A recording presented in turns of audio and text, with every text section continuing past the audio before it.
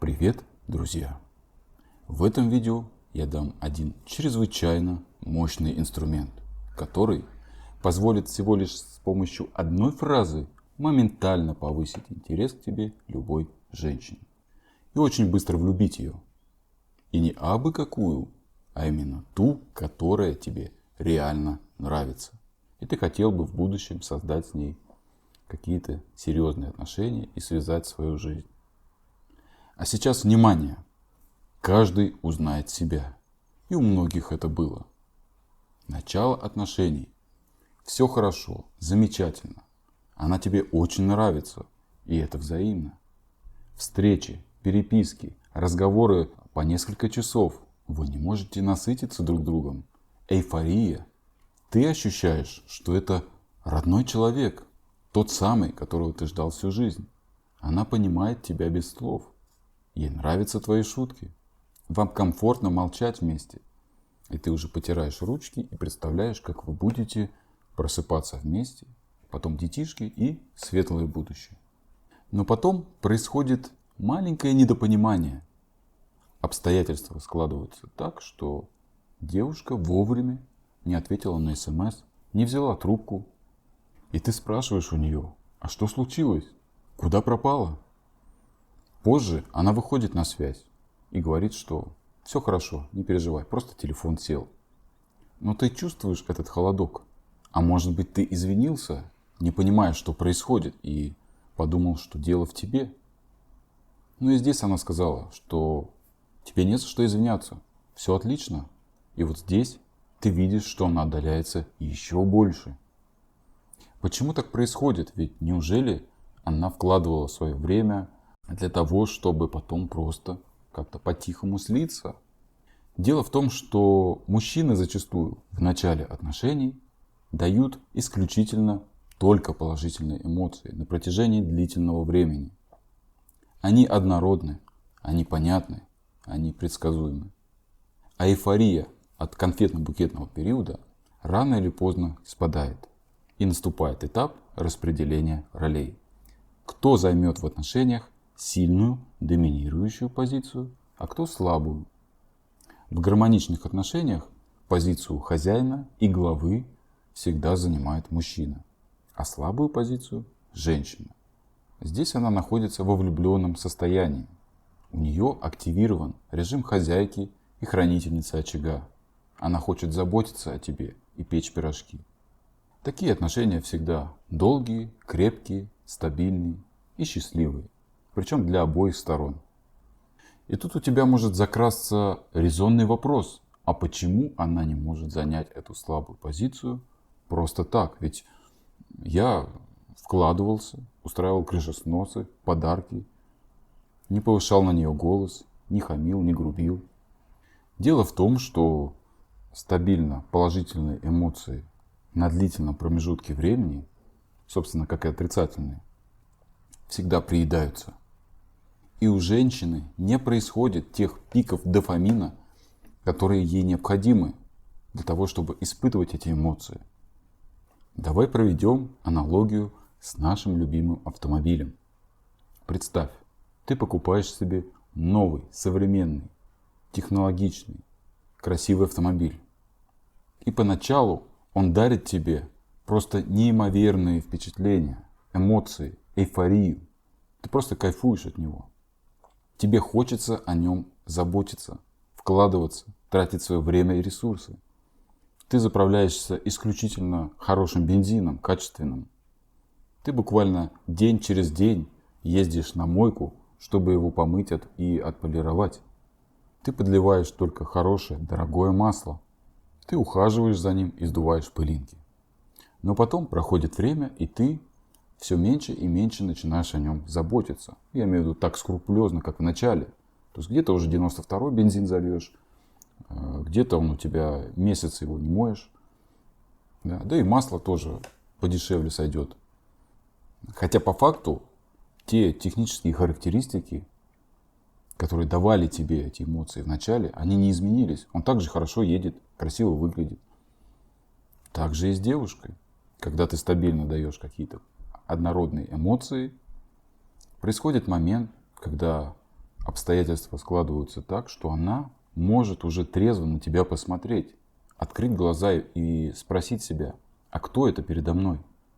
Зачем мне вставать в слабую позицию просто так, потому что он стабильно хороший, комфортный, удобный, прогнозируемый?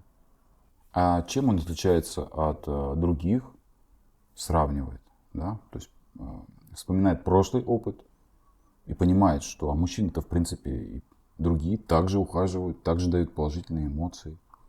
Важно понимать, что женщина по-настоящему влюбляется и идет в слабую позицию не потому, что ты стабильно хороший и даешь ей положительные эмоции. Она влюбляется в твою неоднородность, а еще лучше непонимание твоего алгоритма поведения в принципе. Если проще, она ищет того, кто сломает ее шаблоны, даст ощущение потери контроля над ситуацией.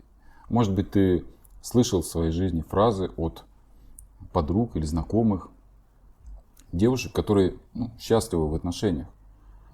Это такие фразы, как «Я встретила того самого. Я ждала его всю жизнь. Он не похож на других. Он не такой, как все. Поэтому я с ним». Вот, это как раз те, кто сломал шаблон.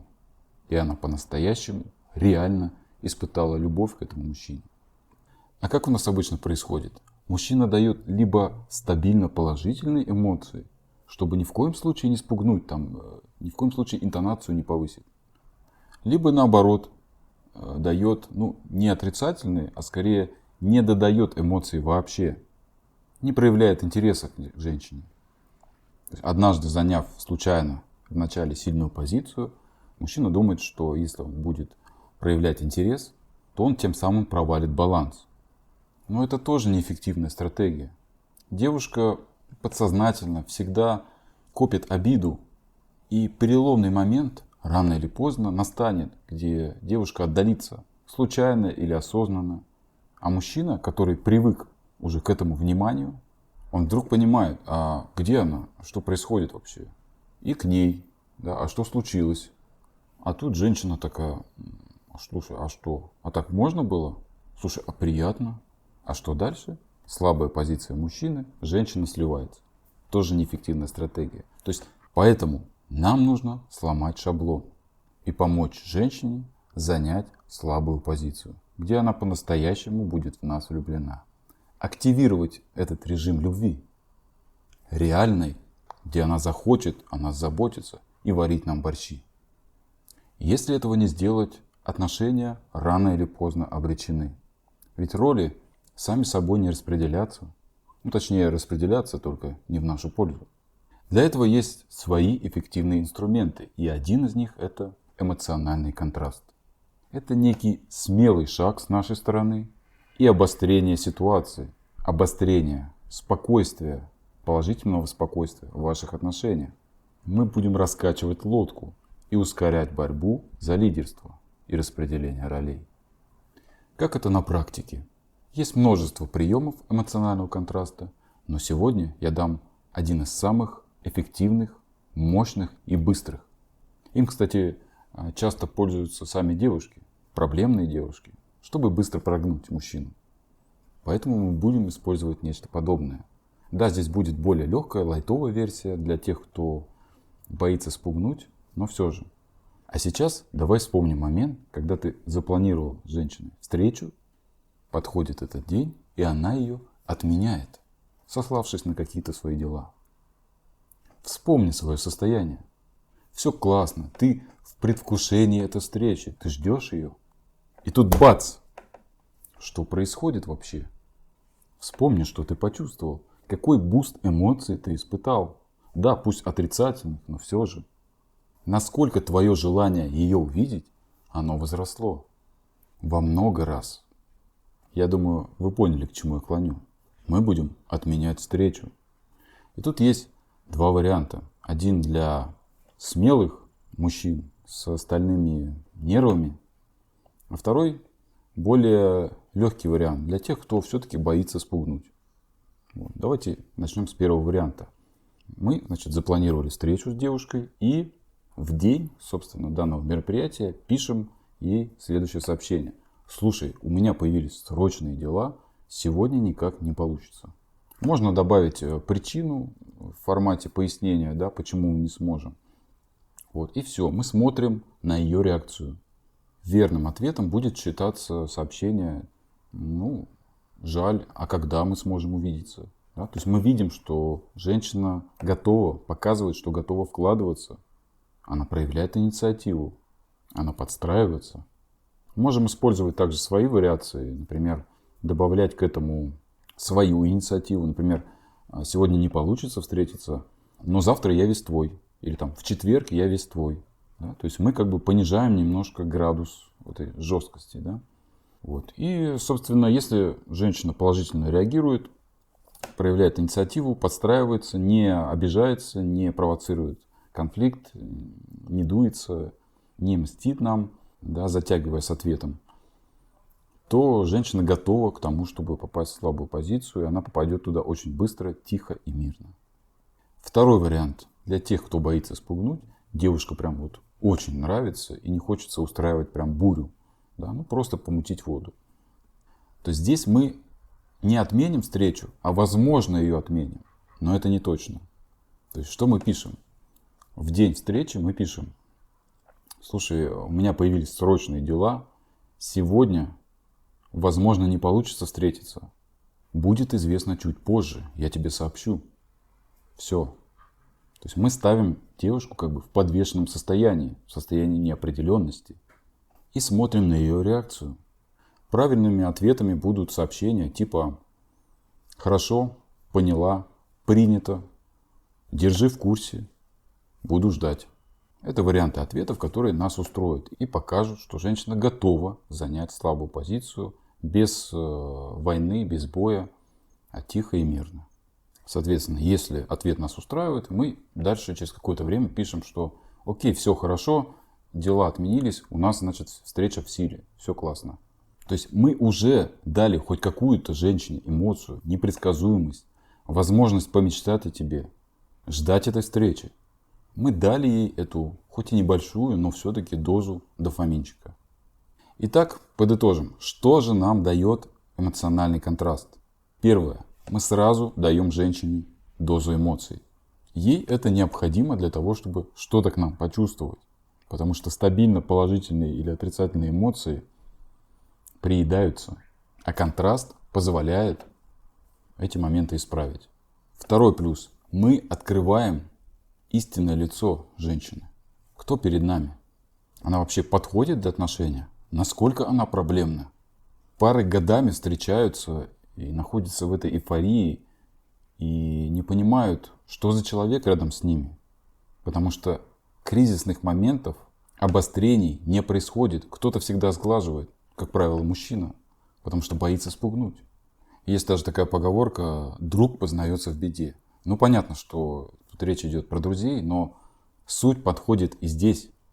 Близкий человек познается в беде, то есть в обострении, в неопределенности. Как он себя покажет?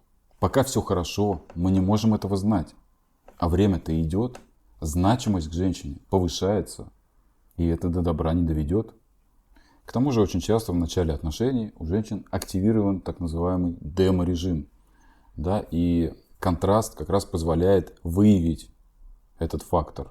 По-настоящему ли женщина испытывает к нам эмоции? Или это все просто игра? И третий плюс – это, конечно же, ускоренное попадание женщины в слабую позицию. Потому что чем быстрее мы обострим, тем быстрее мы поймем, пан или пропал. Если мы этого не сделаем, роли распределятся сами собой. И, конечно же, не в нашу пользу. Эмоциональный контраст – это база. Если ты не используешь его в своих отношениях, особенно в начале отношений, думая, что давая девушке только положительные эмоции, все будет хорошо, и она займет эту влюбленную слабую позицию, то это не так. Да, я сегодня дал довольно мощные инструменты, быстрые, эффективные, когда уже ситуация запущена. Но есть и более мягкие, которые нужно применять периодически, чередовать эмоции, обострять ситуации, для того, чтобы активировать у женщины режим любви, настоящий, реальный, где она захочет создать с тобой крепкий союз, крепкие отношения, где она будет заботиться о тебе, хотеть заботиться, создавать уют в доме, поддерживать тебя и печь пирожки на завтрак. Друзья, жду ваших историй в комментариях и скоро увидимся.